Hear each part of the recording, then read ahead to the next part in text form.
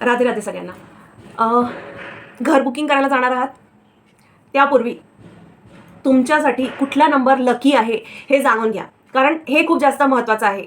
जसं बिझनेससाठी पण तुम्हाला न्यूमरोलॉजीची हेल्प भेटू शकते, तसंच जर का तुम्ही घर विकत घ्यायला चालले आहात तर तिथे सुद्धा तुम्हाला न्यूमरोलॉजी खूप जास्त हेल्पफुल ठरू शकते. जस्ट लाईक की तुमचा नंबर 1 आहे आणि तुम्ही 8 नंबरच्या फ्लॅटमध्ये तर नाही राहत आहात ना, हे लक्षात असू द्या. कारण जो तुमचा फ्रेंडली नंबर आहे त्याच नंबरचा फ्लॅट जर का तुम्ही घेतलात तर तुम्हाला तो प्रगती तुमची होईल त्यामुळे.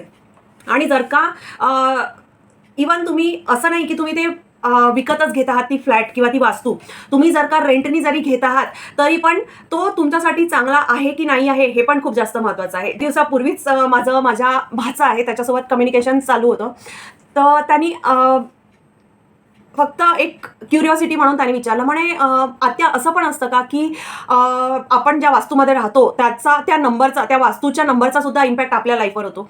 म्हटलं हो.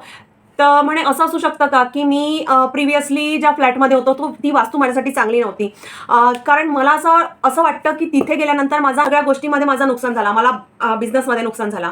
त्याच्यानंतर मला काही लाईफमध्ये अशा गोष्टी घडल्या की मी प्रॉपर्टी घ्यायला गेलो, तिथे माझं नुकसान झाला.